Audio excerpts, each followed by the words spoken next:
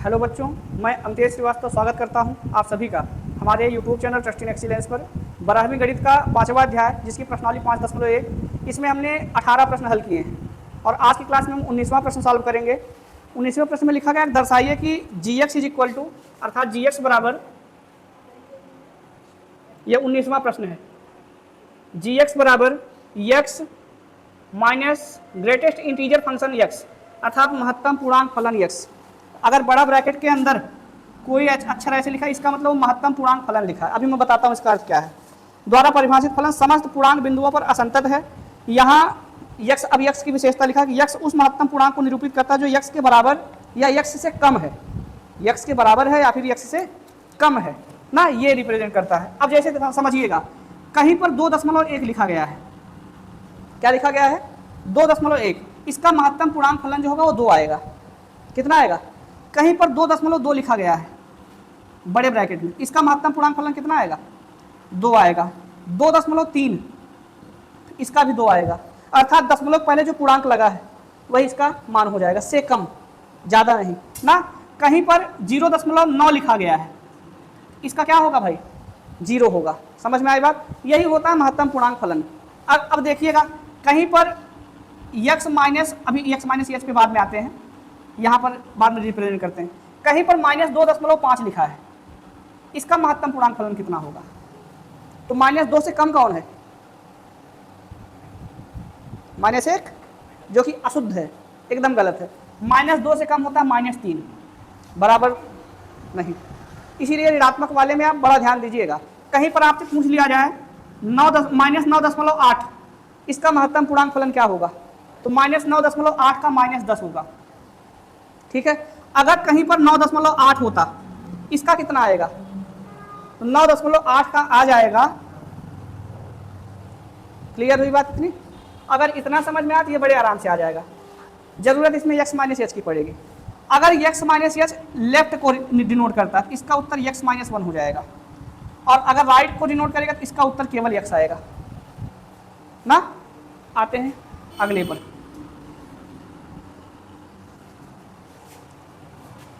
जी x बराबर x minus x दिया है ना। समस्त पूर्णांक बिंदुओं पर असंतत है, ये आपको चेक करना है।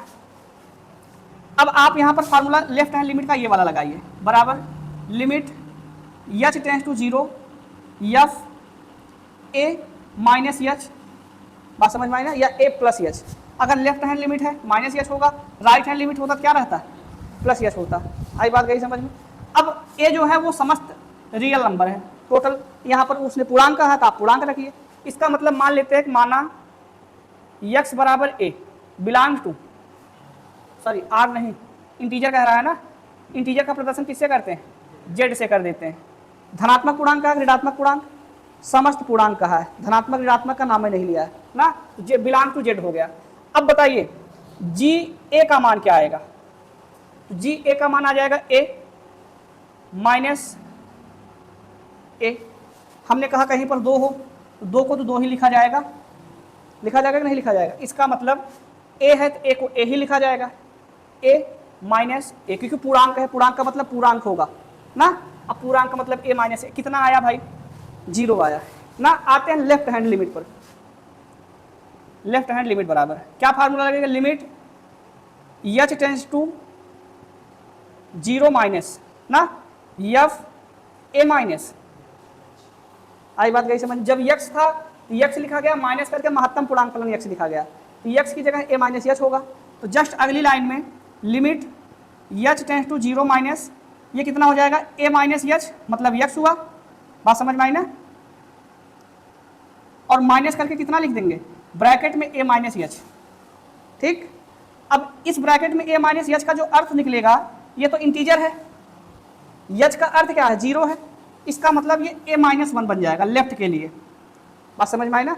और यही मान राइट के लिए a प्लस एच के लिए a बन जाएगा। ठीक है। माइनस एच है इसलिए -1 कम हुआ, प्लस एच है तो इसलिए हटा ही दिए। बात समझ में आई ना? a बना। तो यहाँ पर अगली लाइन में क्या निकला? Limit h tends to 0 minus, ये तो a माइनस एच रहा। इसका उत्तर कितना आया? माइनस तो बाहर है ही, a माइनस 1, तो माइनस a माइनस माइनस क्या बन जाएगा?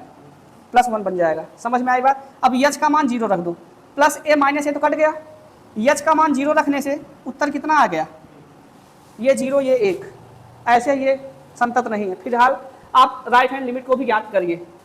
राइट हैंड लिमिट बराबर limit h tends to 0 plus, बात समझ में आई, यफ ए प्लस यच, जहाँ जहाँ पर माइनस किया आपने वहीं वहीं पर प्लस हो जाएगा, तो बराबर ऊपर लिख दें limit h tends to 0 plus क्या हो जाएगा, a plus h plus bracket में ए प्लस यच। समझ में आई बात।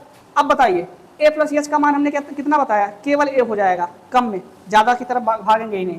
तो limit h tends to 0 plus a plus h और प्लस कितना, समझ में आई बात, माइनस था, माइनस लगेगा, ठीक है, माइनस लग गया, इसका मतलब होगा माइनस ए प्लस ए कट गया, यच का मान 0 रखेंगे तो उत्तर कितना आया इसका, क्या लेफ्ट हैंड लिमिट और राइट हैंड लिमिट बराबर है, लिखेंगे चूंकि left hand limit does not equal to right hand limit, अतः फलन संतत फलन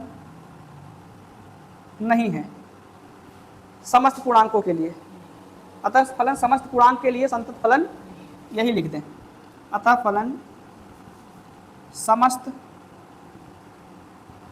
पूर्णांकों पर संतत नहीं है। बात समझ में आई ना। अब ये वाला खेला चालू हो गया। अगर आपको महत्तम पूर्णांक फलन दिया रहे आपको इस विधि से करना है। अगला अगर आपको त्रिकोणमितीय फलन दिया रहे फिर भी आपको यही लगाना है, ठीक। तो अब जितने भी प्रश्न हैं आप इससे लगाइए, limit h tends to 0 f a minus h और limit h tends to 0 plus f a plus h ना, अगर दोनों बराबर आए फलन संतत है, बाकी बराबर वाला तो वही रहेगा यफ ए बराबर ना, तीनों बराबर आ गया, संतत नहीं आया तो असंतत। बात समझ में आ रही है इतनी। तो ये रहा 19वां प्रश्न, मतलब 5.1 का 19वां प्रश्न क्या है, जी एक्स बराबर x minus greatest integer function में एक्स, आपने एक्स बराबर ए माना जो कि पूर्णांक से संबंध रखता है ना, जी ए निकाला 0 आया, लेफ्ट हैंड लिमिट निकाला 1 आया और राइट हैंड लिमिट फिर से 0 आया, तो left hand limit right hand limit बराबर ना हुआ, अतः बराबर ना होने की वजह से ये समस्त पूर्णांकों पर क्या है, असंतत है, अर्थात संतत नहीं है ना, वही हमने लिख दिया। बात समझ में आई।